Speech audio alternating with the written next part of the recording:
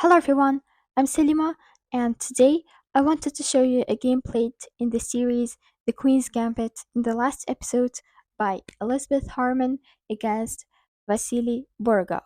So Elizabeth was playing with the white pieces, and she started the game with d4, d5 replied Borgov, c4, d takes c4, which is the Queen's Gambit accepts it, e4, knight c6, bishop e3, which is an inaccuracy according to the computer. It was better to move knight f3, protecting the pawn, but bishop e3 was played in the game. I'll just run through the opening real quick because there's nothing interesting. Now here Elizabeth has a nice center. Now knight e7 takes, knight g6, f3, bishop d6, queen d2, bishop d7, knight g e2, a6, bishop b3, probably because Elizabeth didn't want to get under attack. So she moves bishop b3, and after b5, she moved to a4. Now, I think that it is a very nice move to not let the pawns move down the board. Castle, castle, queen e7, rook ac1, putting the rook on the semi-open file. Now, knight h5, trying to get somewhere the knight on f4. So Beth moves g3. Now h6, probably not letting the bishop come to g5. Now bishop c2, and after rook a b8, a6 b5, a6 b5, and the rook comes back to the a file because it's now the open file, and she may have some opportunity to bring the rook to the 7th file and maybe attack something. So rook a8, Borgov doesn't let the rook come to a7. Now bishop d3, attacking this pawn on b5.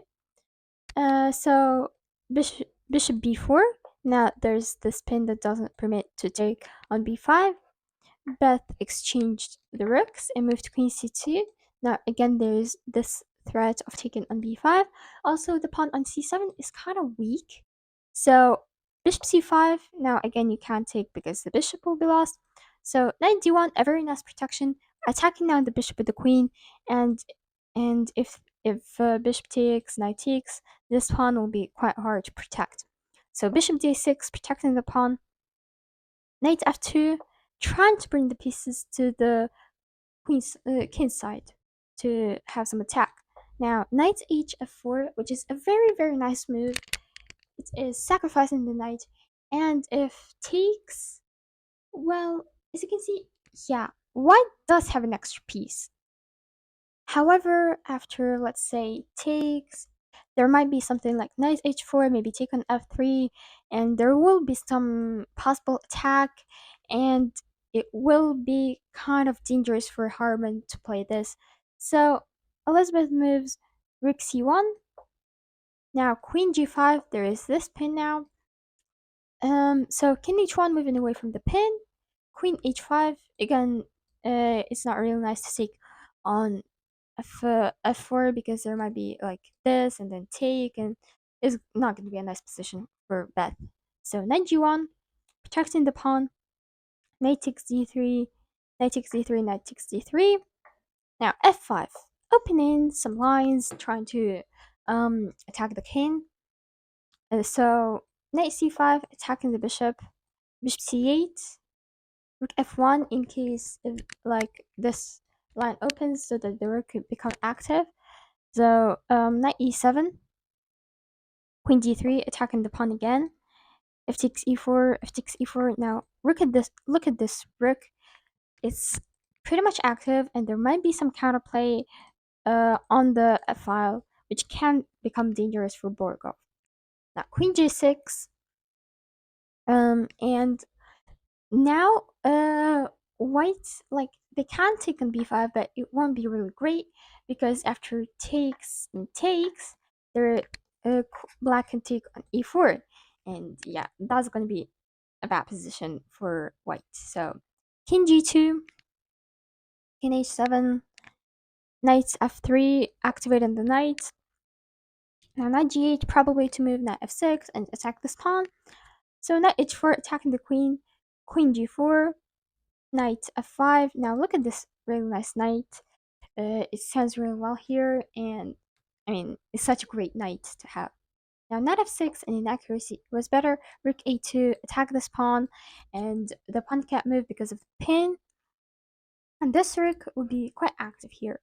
Now, knight f6, h3, attacking the queen. Queen g6. Now, knight e6.